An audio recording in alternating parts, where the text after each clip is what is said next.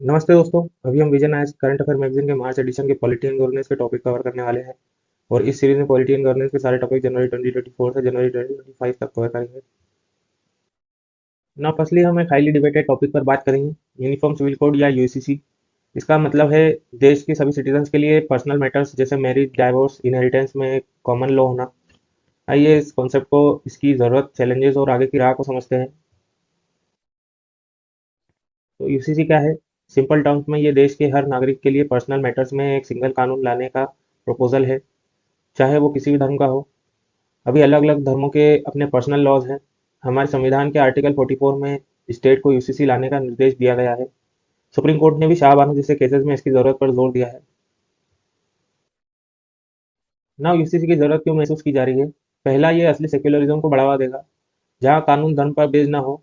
दूसरा, ये national unity को मजबूत करेगा। तीसरा और बहुत इंपॉर्टेंट, ये जेंडर जस्टिस को इंश्योर करेगा, खासकर महिलाओं के लिए डिस्क्रिमिनेटरी प्रैक्टिसेस को खत्म करके। इसके अलावा लीगल सिस्टम सिंप्लीफाई होगा और पर्सनल लॉज कोडिफाई होंगे, और ये हमारे संविधान का एक लक्ष्य भी है। लेकिन यूसीसी लाना इतना आसान भी नहीं है। कुछ प्रमुख चैलेंजेस हैं। पहला, ये भारत की विविधता और आर्टिकल 25 के तहत मिले धार्मिक स्वतंत्रता यानी रिलीजियस फ्रीडम के लिए खतरा माना जा रहा है। दूसरा, सभी कम्युनिटी के बीच इस पर सहमति बनाना मुश्किल है। तीसरा, ये फेडरल स्ट्रक्चर पर भी सवाल उठाता है, क्योंकि पर्सनल लॉज कॉन्करेंट लिस्ट में आते हैं। एक ऐसा कोड बनाना जो सबको मंजूर हो बहुत कॉम्प्लेक्स काम है। क्या यूसीसी कहीं लागू है? हाँ, गोवा में पोर्टुगीज सिविल कोड 1867 के रूप में एक कॉमन सिविल कोड पहले से है। हाल ही में उत्तराखंड आज़ादी के बाद यूसीसी पर कानून पास करने वाला पहला स्टेट बन गया है। आसाम और गुजरात जैसे स्टेट्स भी इस दिशा में काम कर रहे हैं। उत्तराखंड यूसीसी बिल के कुछ की फीचर्स क्या हैं? ये स्टेट्स के सभी निवासियों पर लागू होगा, सिवाय नोटिफाइड ट्राइबल कम्युनिटीज के। शादी और लिव इन रिलेशनशिप का रजिस्ट्रेशन अनिवार्य होगा। लिव इन रिलेशनशिप्स या वर्डेबल मैरिजेस से जन्मे बच्चों को लीगल रिकॉग्निशन मिलेगी। पॉलीगेमी, निकाह हलाला, ट्रिपल तलाक जैसी प्रैक्टिसेस बैन होंगी। सबसे इम्पोर्टेंट, बेटों और बेटियों को प्रॉपर्टी में बराबर का अधिकार मिलेगा। तो आगे क्या करना चाहिए? सबसे ज़रूरी है सभी स्टेक होल्डर्स के साथ बातचीत करके कंसेंसस बनाना। एक ग्रेजुअल अप्रोच अपनाया जा सकता है, जैसे एग्जिस्टिंग लॉज में ज़रूरी बदलाव करना, जैसे कि 2018 लॉ कमीशन ने भी सजेस्ट किया था। लोगों को इसके फायदे बताने के लिए अवेयरनेस कैंपेन चलाने होंगे। पॉलिटिकल विल ज़रूरी है ताकि इसे नॉन पार्टीजन तरीके से इम्प्लीमेंट किया जा सके, और ड्राफ्ट बनाते वक्त जस्टिस और इक्वलिटी के प्रिंसिपल का ध्यान रखना होगा। नाउ नेक्स्ट टॉपिक में हम डिस्कस करेंगे सिटीजनशिप अमेंडमेंट रूल्स 2024 के बारे में। ये रूल्स हाल ही में नोटिफाई किए गए हैं, ताकि 2019 में पास हुए सिटीजनशिप अमेंडमेंट एक्ट को लागू किया जा सके। आइए इसके इंपॉर्टेंट एस्पेक्ट, जरूरत और इससे जुड़े कंसर्न्स को समझते हैं। सबसे पहले बैकग्राउंड समझते हैं। सीए एक्ट 2019 में पास हुआ था, जिसका मकसद पाकिस्तान, बांग्लादेश और अफगानिस्तान से आए कुछ परसिक्यूटेड रिलीजियस माइनॉरिटीज़ को सिटीजनशिप देना था। लेकिन इसको लागू करने के लिए रूल्स जरूरी थे, जो अब 2024 में नोटिफाई किए गए हैं। इनका गोल एलिजिबल माइग्रेंट्स को सिटीजनशिप का रास्ता देना है, भले ही उनके पास वैलिड डॉक्यूमेंट्स ना हो, और उन्हें पासपोर्ट एक्ट, फॉरेन एक्ट के नेगेटिव कॉन्सिक्वेंसेस से बचाना है। तो सीए 2019 के अंडर कौन एलिजिबल है? छह communities, specially Hindu, Sikh, Buddhist, Jain, Parsi और क्रिश्चियंस, जो अफगानिस्तान, बांग्लादेश या पाकिस्तान से 31 दिसंबर 2014 या उससे पहले इंडिया आए हैं। लेकिन ये 6 शेड्यूल वाले ट्राइबल एरियाज और आईएलपी वाले एरियाज में लागू नहीं होगा। इनके लिए नेचुरलाइजेशन का टाइम भी 11 साल से घटाकर 5 साल कर दिया गया है। नए रूल्स में एप्लीकेशन प्रोसेस कैसा है? एप्लीकेशन इलेक्ट्रॉनिक फॉर्म में एम्पावर्ड कमेटी को डिस्ट्रिक्ट लेवल कमेटी के थ्रू सबमिट करना है। प्रूफ के लिए रिक्वायरमेंट रिलैक्स की गई है। 20 अलग डॉक्यूमेंट्स एक्सेप्ट किए जा सकते हैं। एप्लीकेंट को एक एफिडेविट देना होगा एप्लीकेशन की सच्चाई के लिए, और एक इंडियन सिटीजन से कैरेक्टर सर्टिफिकेट। 8th शेड्यूल की एक लैंग्वेज का ज्ञान होना जरूरी है, और एक डिक्लेरेशन देना होगा कि इंडियन सिटीजनशिप मिलने पर पुरानी सिटीजनशिप छोड़ देंगे। सीए लाने के पीछे क्या वजह बताई गई है? सरकार का कहना है कि ये ह्यूमन राइट्स का मामला है, प्रोसिक्यूटेड माइनॉरिटीज को रिलीफ देने के लिए, नेशनल सिक्योरिटी के लिए, और पार्टीशन के विक्टिम को रिलीफ देने के लिए। लेकिन इस पर कई कंसर्न्स भी उठाए गए हैं, जैसे कि इसमें मुस्लिम, ज्यूज, एथिस्ट और श्रीलंका, म्यांमार जैसे पड़ोसी देशों के माइग्रेंट को शामिल नहीं किया गया है, जिससे आर्टिकल 14 का वायलेशन कहा जा रहा है। रूल्स में प्रोसिक्यूशन प्रूव करने का कोई टेस्ट नहीं है, और इससे पड़ोसी देशों के साथ रिश्तों में तनाव आ सकता है। तो कंक्लूजन ये है कि सीए 2019 और उसके 2024 के रूल्स तीन पड़ोसी देशों से आए स्पेसिफिक परसिक्यूटेड माइनॉरिटीज को सिटीजनशिप देने का एक फ्रेमवर्क प्रोवाइड करते हैं। रूल्स ने प्रोसेस को आउटलाइन किया है, लेकिन एक्सक्लूजन क्राइटेरिया आर्टिकल 14 वायलेशन के पोटेंशियल और सेक्युलरिज्म पर इम्पैक्ट जैसे गंभीर कंसर्न्स बने हुए हैं, और एक कॉम्प्रिहेंसिव अप्रोच के लिए इन कंसर्न्स को एड्रेस करना जरूरी होगा। नाउ नेक्स्ट टॉपिक है वन नेशन वन इलेक्शन या वन ई, यानी लोकसभा, विधानसभा और स्थानीय निकायों, लोकल बॉडीज के चुनाव एक साथ कराना। हाल ही में एक हाई लेवल कमेटी ने इस पर अपनी रिपोर्ट भी दी है। आइए इस कॉन्सेप्ट को, इसकी ज़रूरत, चैलेंजेस और कमेटी के रिकमेंडेशंस को समझते हैं। वन ई का मतलब है लोकसभा, विधानसभाओं और लोकल बॉडीज के चुनाव को इस तरह से सिंक करना है कि एक पर्टिकुलर एरिया के वोटर एक ही दिन में इन सबके लिए वोट कर सके। इसका मतलब ये नहीं है कि पूरे देश में एक ही दिन वोटिंग होगी। पहले 1967 तक इंडिया में साइमल्टेनियस इलेक्शन होते थे। कई एक्सपर्ट बॉडीज ने इसकी वकालत भी की है। रामनाथ कोविंद कमेटी ने भी इसकी सिफारिश की है। तो वन ई की ज़रूरत क्यों है? सबसे बड़ा रीज़न है खर्चा कम करना, क्योंकि बार बार अलग अलग इलेक्शंस में बहुत पैसा लगता है। दूसरा, बार बार मॉडल कोड ऑफ कंडक्ट लगाने से गवर्नेंस रुक जाती है। वन ई से सरकार को काम करने का ज़्यादा टाइम मिलेगा, इकोनॉमी को भी फायदा होगा, सप्लाई चेन्स कम डिस्टर्ब होंगी, वोटर फटीग कम हो सकती है, और आइडेंटिटी पॉलिटिक्स का इस्तेमाल भी शायद कम हो। वन ई में चैलेंजेस भी बड़े हैं। पहला, संविधान में बदलाव करना होगा, जैसे आर्टिकल 83 और 172 को अमेंड करना होगा। लोकल बॉडीज के लिए अलग अमेंडमेंट सजेस्ट हैं, जिसमें एचएलसी ने कॉन्स्टिट्यूशनल अमेंडमेंट बिल सजेस्ट किए गए हैं। दूसरा चैलेंज यह है कि अगर कोई सरकार बीच में गिर जाए तो क्या होगा। एचएलसी का सुझाव है कि नए चुनाव सिर्फ बचे हुए टर्म के लिए ही हो। तीसरा, स्टेट्स के अधिकारों का सवाल है। एचएलसी कहती है पार्लियामेंट के पास आर्टिकल 327 के तहत पावर है, और आरओपीए एक्ट 1951 में बदलाव किया जा सकता है। एक और चैलेंज है लॉजिस्टिक्स का। इतनी सारी ईवीएम, वीवीपैट्स और स्टाफ कहाँ से आएगा। एचएलसी ने कहा है कि इलेक्शन कमीशन को एडवांस में प्लानिंग करनी चाहिए। इम्प्लीमेंटेशन के लिए एचएलसी ने सजेस्ट किया है कि प्रेसिडेंट एक अपॉइंटेड डेट नोटिफाई करेंगे और एक इम्प्लीमेंटेशन ग्रुप बनेगा। लोकल बॉडीज इलेक्शन को लोकसभा, विधानसभा इलेक्शंस के लिए 100 दिन के अंदर सिंक किया जाएगा। तो एचएलसी रिपोर्ट ने वन ई को लागू करने का डिटेल्ड प्लान दिया है, जिसके फायदे भी हैं, जैसे कॉस्ट सेविंग और बेहतर गवर्नेंस। लेकिन पॉलिटिकल कंसेंसस, फेडरलिज्म पर इम्पैक्ट और मिड टर्म में सरकार गिरने जैसे चैलेंजेस भी हैं। वन ई को सफल बनाने के लिए केयरफुल प्लानिंग, सभी स्टेक होल्डर से बातचीत और स्ट्रॉन्ग इम्प्लीमेंटेशन की जरूरत होगी। नेक्स्ट टॉपिक है म्यूनिसिपल इलेक्शन, यानी शहरी स्थानीय निकायों के चुनाव के बारे में। ये इलेक्शंस ग्रास रूट डेमोक्रेसी के लिए कितने इंपॉर्टेंट हैं, इनमें क्या चैलेंजेस आते हैं और क्या सुधार किया जा सकता है, आइए देखते हैं। हाल ही में चंडीगढ़ मेयरल इलेक्शंस को लेकर सुप्रीम कोर्ट का फैसला भी इस टॉपिक को रिलेवेंट बनाता है। म्यूनिसिपल इलेक्शंस क्या होते हैं? ये शहरों में लोकल सेल्फ गवर्नेंस के लिए रिप्रेजेंटेटिव्स चुनने के लिए होते हैं। संविधान में 74th अमेंडमेंट के बाद इनके लिए खास प्रोविजंस हैं। आर्टिकल 243 आर कहता है कि वार्ड से डायरेक्ट इलेक्शन होगा। आर्टिकल 243 टी में एससी एसटी और महिलाओं के लिए रिजर्वेशन है।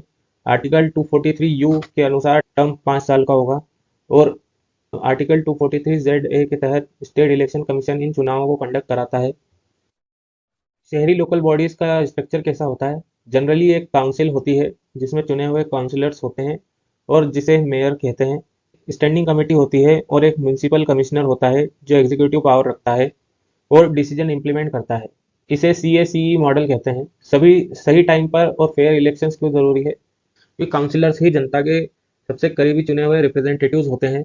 लोकल इश्यूज जैसे सफाई, पानी, हेल्थ पर लोकल एक्शन के लिए ज़रूरी है, और फंड्स का सही इस्तेमाल भी तभी होता है जब इलेक्टेड बॉडी हो। म्यूनिसिपल इलेक्शंस में कई चैलेंजेस हैं। पहला, चुनाव टाइम पर नहीं होते। कई बार तो चुनाव के बाद भी काउंसिल बनने में और मेयर चुनने में देरी होती है। वार्ड्स के डिलिमिटेशन और रिजर्वेशन डिसाइड करने में स्टेट गवर्नमेंट्स देरी करती है। कई शहरों में मेयर्स का टर्म 5 साल से कम होता है, जिसे बार बार चुनाव होते हैं, और स्टेट इलेक्शन कमीशन के पास पूरी पावर नहीं होती, वो स्टेट गवर्नमेंट पर डिपेंड रहती है। एक और चैलेंज है वोटर एपैथी। लोग म्यूनिसिपल इलेक्शंस में कम वोट डालते हैं। सुधार के लिए क्या किया जा सकता है? स्टेट इलेक्शन कमीशन को ज़्यादा पावर देनी चाहिए, उनका रोल बढ़ाना चाहिए। वार्ड्स का डिलिमिटेशन और रिजर्वेशन का काम एसईसी या एक इंडिपेंडेंट कमिश्नर को देना चाहिए। एक और सुझाव है तीनों लेवल्स के इलेक्शंस के लिए एक ही कॉमन वोटर लिस्ट का इस्तेमाल करना, जिससे डुप्लीकेशन कम हो। अंत में यही कहना है कि टाइम पर और फेयर म्यूनिसिपल इलेक्शन शहरी गवर्नेंस के लिए बहुत ज़रूरी है। इलेक्शन में देरी को रोकना, एसईसीज को एम्पावर करना, मेयर का टर्म स्टेबल करना और वोटर पार्टिसिपेशन बढ़ाना, ये कुछ जरूरी सुधार हैं। नाउ एक बहुत ही इंपॉर्टेंट सुप्रीम कोर्ट के जजमेंट के बारे में बात करेंगे। SR Bommai versus union of India 1994। इस जजमेंट ने आर्टिकल 356 यानी प्रेसिडेंट रूल्स के यूज और सेंटर स्टेट रिलेशनशिप्स पर गहरा असर डाला है। आइए इसके मुख्य बिंदुओं को समझते हैं। पहले समझते हैं आर्टिकल 356 क्या है। यह प्रेसिडेंट को किसी स्टेट में प्रेसिडेंट रूल लगाने की पावर देता है। अगर उन्हें लगा कि स्टेट गवर्नमेंट संविधान के अनुसार काम नहीं कर पा रही है, इसका ट्रिगर गवर्नेंस की रिपोर्ट या कोई और वजह हो सकती है। एसआर मुंबई केस में 1989 में कर्नाटका की सरकार को आर्टिकल 356 के तहत डिसमिस कर दिया गया था। इसी के बाद सुप्रीम कोर्ट ने इस आर्टिकल की इंटरप्रिटेशन की। इस जजमेंट के सबसे इंपॉर्टेंट प्रिंसिपल्स क्या थे? पहला, सुप्रीम कोर्ट ने कहा कि आर्टिकल 356 के तहत जारी की गई प्रोक्लेमेशन जुडिशियल रिव्यू के दायरे में आती है। कोर्ट उस मटेरियल को देख सकती है जिसके बेसिस पर प्रेसिडेंट ने डिसीजन लिया है। अगर डिसीजन गलत नियत से या इररेलेवेंट ग्राउंड पर लिया गया है तो उसे रद्द किया जा सकता है। दूसरा, प्रेसिडेंट की स्टेट गवर्नमेंट को डिसमिस करने की पावर एब्सोल्यूट नहीं है। सरकार तभी डिसमिस होनी चाहिए जब पार्लियामेंट प्रोक्लेमेशन को अप्रूव कर दे। अप्रूवल तक सिर्फ असेंबली को सस्पेंड किया जा सकता है। जजमेंट ने फ्लोर टेस्ट की सुप्रीमेसी को स्थापित किया, यानी किसी सरकार के पास मेजोरिटी है या नहीं इसका फैसला असेंबली के फ्लोर पर ही होना चाहिए। आर्टिकल 356 का यूज तभी जस्टिफाइड है जब कॉन्स्टिट्यूशनल मशीनरी फेल हो, ना कि सिर्फ एडमिनिस्ट्रेटिव मशीनरी।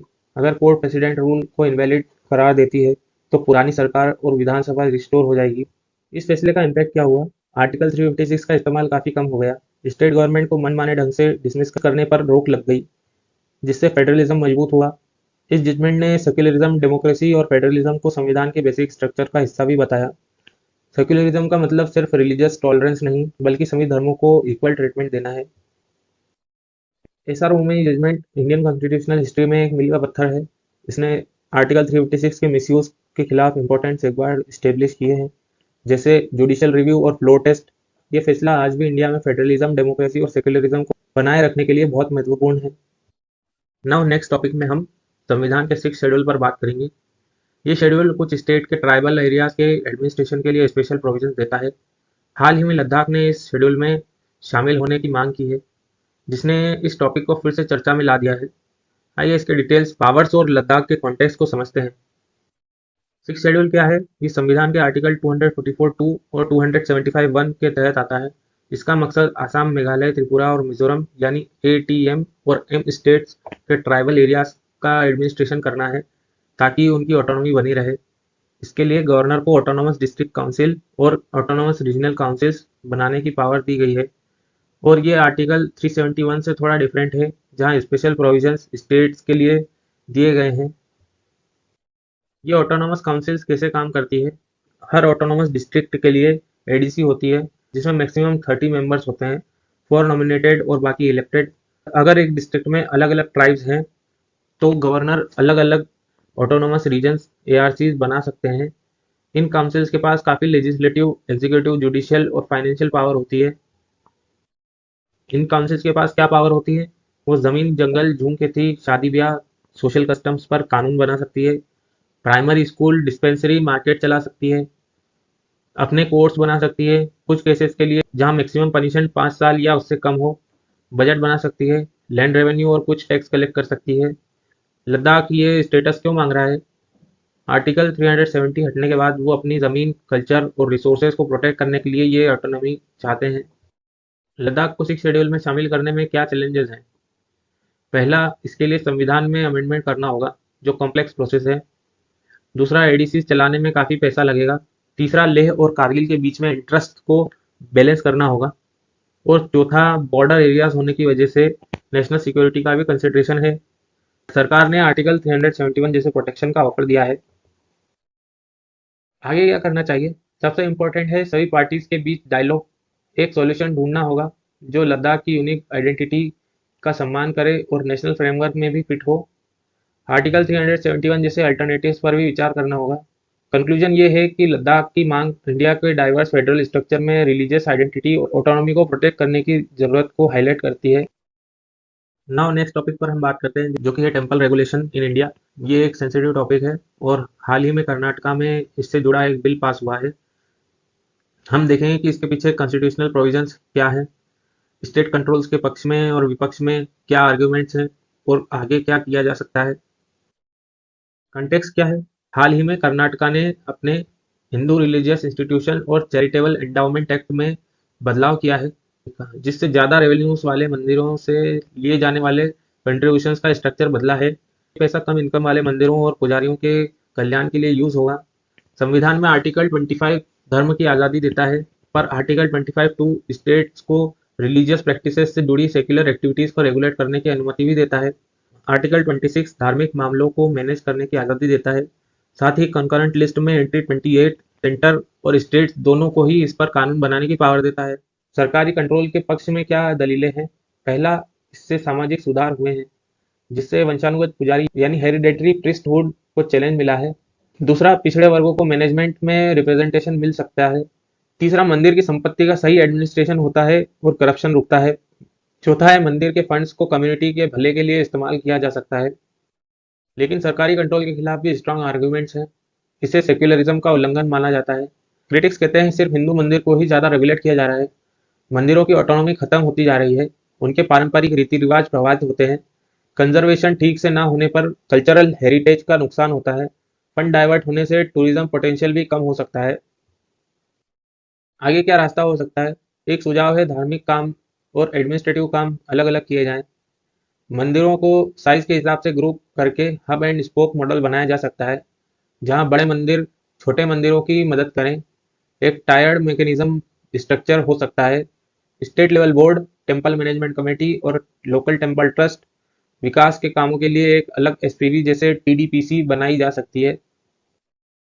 हमें केरला के देवस्थानम जैसे बेस्ट प्रैक्टिसेस से सीखना चाहिए। ज़रूरत है एक बैलेंस बनाने की, जहां ट्रांसपेरेंट और अकाउंटेबिलिटी हो, करप्शन रुके, लेकिन साथ ही धार्मिक आज़ादी और ऑटोनॉमी का भी सम्मान हो। मंदिर रेगुलेशन एक कॉम्प्लेक्स मुद्दा है, जिसमें फेथ, ऑटोनॉमी, पब्लिक फंड्स और संवैधानिक प्रिंसिपल्स सब जुड़े हैं। एक ट्रांसपेरेंट और पार्टिसिपेटरी अप्रोच ही इसका सही हल निकाल सकता है। नाउ नेक्स्ट टॉपिक में हम बात करेंगे सिनेमेटोग्राफ सर्टिफिकेशन रूल्स 2024 के बारे में। सरकार ने हाल ही में ये नए रूल्स नोटिफाई किए हैं, जो 1983 के पुराने रूल्स को रिप्लेस करते हैं। इनका मकसद है फिल्म सर्टिफिकेशन प्रोसेस को स्ट्रीमलाइन और मॉडर्नाइज करना है। आइए इनके कुछ की फीचर्स और चैलेंजेस को देखते हैं। फिल्म सर्टिफिकेशन क्या है? ये एक प्रोसेस है जिसमें फिल्म्स को पब्लिक में दिखाने से पहले रिव्यू किया जाता है। सुप्रीम कोर्ट ने भी माना है कि फिल्म्स का इम्पैक्ट ज़्यादा होता है, इसलिए सर्टिफिकेशन ज़रूरी है। ये काम central board of film certification या सीबीएफसी करता है, जो एक स्टैट्यूटरी बॉडी है। सीबीएफसी फिल्म को पूरा देखती है, उसके कंटेक्स्ट और आज के स्टैंडर्ड्स के हिसाब से जज करती है। नए 2024 के रूल्स में क्या खास है? ये 1983 के रूल्स को रिप्लेस करके प्रोसेस को डिजिटल एज के लिए मोनेटाइज करते हैं। बोर्ड में कम से कम 1/3 महिलाएं होंगी। फिल्म सर्टिफिकेशन प्रोसेस में लगने वाला टाइम कम किया गया है और पूरा प्रोसेस डिजिटल किया गया है। ये रूल्स 2023 के अमेंडमेंट एक्ट के अंडर काम करते हैं, जिसने फिल्म पायरेसी को भी एड्रेस किया था। और आगे क्या नए प्रोविजंस हैं? यूए कैटेगरी को 3 और एज ग्रुप्स में बांटा गया है: यूए 7+, यूए 13+, यूए 16+। इससे बच्चों को एज अप्रोप्रिएट कंटेंट दिखाना आसान होगा। सीबीएफसी सर्टिफिकेट अब हमेशा के लिए वैलिड होगा। 10 साल की लिमिट हटा दी गई है। अर्जेंट केसेस में फिल्म को जल्दी सर्टिफाई करने का प्रोविजन भी है। टीवी पर दिखाने के लिए फिल्म को दोबारा सर्टिफाई कराना होगा, अगर यू कैटेगरी नहीं मिली है तो। इन रूल के साथ कुछ इश्यूज और चैलेंजेस भी जुड़े हैं। सबसे बड़ा, ये ओटीटी प्लेटफॉर्म के कंटेंट को रेगुलेट नहीं करते। सेंसरशिप और आर्टिस्टिक फ्रीडम के बीच में बैलेंस बनाना हमेशा एक चैलेंज रहा है। सीबीएफसी पर वर्कलोड ज़्यादा होने से डिलेज हो सकते हैं। ऑनलाइन पायरेसी को पूरी तरह से रोकना अभी भी मुश्किल है और सर्टिफिकेशन के फैसलों को कोर्ट में चैलेंज किया जा सकता है। एक अच्छी बात यह है कि सरकार ने थिएटर्स में दिव्यांगजन के लिए एक्सेसिबिलिटी गाइडलाइंस भी इंट्रोड्यूस की है। कंक्लूजन में, ये नए रूल्स फिल्म सर्टिफिकेशन को मॉडर्नाइज करने की एक अच्छी कोशिश है, लेकिन ओटीटी पायरेसी, इफिशिएंसी और फ्रीडम वर्सेस रिस्पॉन्सिबिलिटी जैसे मुद्दे अभी भी हैं। इन चैलेंजेस को एड्रेस करना आगे के लिए इम्पोर्टेंट होगा। नाउ नेक्स्ट टॉपिक है न्यूज़ इन शॉर्ट सेक्शन के कुछ अपडेट्स, जो मार्च 2024 के विजन आयर्स मटेरियल में हाईलाइट किए गए हैं। इसमें पार्लियामेंट्री इम्यूनिटी पर सुप्रीम कोर्ट का फैसला, NITI for state platform, Tripura agreement और digital criminal case management system शामिल है। पहली अपडेट है सुप्रीम कोर्ट के एक इम्पोर्टेंट फैसले पर। सीता सोरेन केस 2024 में सुप्रीम कोर्ट ने अपने ही 1998 के पीवी नरसिम्हा राव केस के फैसले को पलट दिया है। अब एमपीज या एमएलए वोट देने या हाउस में कुछ कहने के लिए रिश्वत लेने पर आर्टिकल 105 या 194 के तहत इम्यूनिटी क्लेम नहीं कर सकते। कोर्ट ने कहा है कि इम्यूनिटी का मकसद फ्री स्पीच और वोट को प्रोटेक्ट करना है, न कि करप्शन को। सुप्रीम कोर्ट ने प्रिविलेज क्लेम करने के लिए एक टू फोल्ड टेस्ट भी बताया है। क्रिमिनल कोर्ट्स ऐसे ब्राइबरी केसेस सुन सकती है, भले ही हाउस इसे अलग प्रिविलेज का वायलेशन माने। ये इम्यूनिटी राज्यसभा प्रेसिडेंट और वाइस प्रेसिडेंट इलेक्शंस में भी फ्री स्पीच वोट के लिए लागू होती हैं। पहले 1998 के पीवी नरसिम्हा राव केस में सुप्रीम कोर्ट ने इम्यूनिटी दी थी। दूसरी अपडेट है नीति फॉर स्टेट प्लेटफॉर्म के लॉन्च के बारे में। ये एक डिजिटल प्लेटफॉर्म है जो स्टेट्स और यूटीज को नेशनल डेवलपमेंट गोल्स अचीव करने में मदद करेगा। इस पर बेस्ट प्रैक्टिसेस, पॉलिसी, डेटा सब एक जगह मिलेगा। ये 22 इंडियन और 7 फॉरेन लैंग्वेजेस में अवेलेबल होगा। ऑफिशियल्स के लिए ट्रेनिंग मॉड्यूल्स और एक्सपर्ट हेल्प भी इस पर मिलेगी। नाउ त्रिपुरा में एक बहुत important tripartite agreement sign हुआ है। इसमें भारत सरकार, त्रिपुरा सरकार और वहाँ के इंडिजीनियस लोगों की रिप्रेजेंटेटिव बॉडी त्रिपुरा शामिल है। इसका मकसद इंडिजीनियस लोगों के इतिहास, जमीन, राजनीतिक अधिकार, आर्थिक विकास, पहचान, संस्कृति और भाषा से जुड़े सभी मुद्दों को शांतिपूर्ण तरीके से सुलझाना है। एक जॉइंट वर्किंग ग्रुप बनेगा जो एग्रीड पॉइंट को इम्प्लीमेंट करेगा और सारे स्टेक होल्डर ने प्रोटेस्ट और एजिटेशन को रिफ्रेन किया है। आखिरी अपडेट है digital criminal case management system CCMS के बारे में, जिसे एनआईए ने लॉन्च किया है। ये स्टेट पुलिस को इन्वेस्टिगेशन डेटा को ऑर्गेनाइज और डिजिटलाइज करने में मदद करेगा। इससे सेंट्रल और स्टेट एजेंसीज के बीच कोऑपरेशन बढ़ेगा, इन्वेस्टिगेशन स्टैंडर्डाइज होगी और कन्विक्शन रेट इंप्रूव होगा। ये नए क्रिमिनल लॉज को इम्प्लीमेंट करने में भी मदद करेगा। इसके साथ ही एमएचए ने संकलन ऐप भी लॉन्च किया है जो नए क्रिमिनल लॉज को समझने में गाइड करेगा। ये शॉर्ट अपडेट्स गवर्नेंस और कानून में हुए इंपॉर्टेंट डेवलपमेंट्स को दर्शाते हैं। सुप्रीम कोर्ट का फैसला कॉन्स्टिट्यूशनल प्रिंसिपल्स को क्लियर करता है। नए प्लेटफॉर्म्स जैसे नीति फॉर स्टेट और सीसीएमएस डिजिटल टूल्स से एफिशिएंसी बढ़ाने की कोशिश की है। त्रिपुरा जैसे एग्रीमेंट रीजनल इश्यूज को डायलॉग से सुलझाने के प्रयास है। ऐसे डेवलपमेंट से अपडेटेड रहना इंडियन पॉलिटी के बदलते लैंडस्केप को समझाने के लिए जरूरी है। I know it's a lengthy video in my first attempt to create a long video, but greatness achieved when you leave your comfort zone. So this is it from my side. Thank you.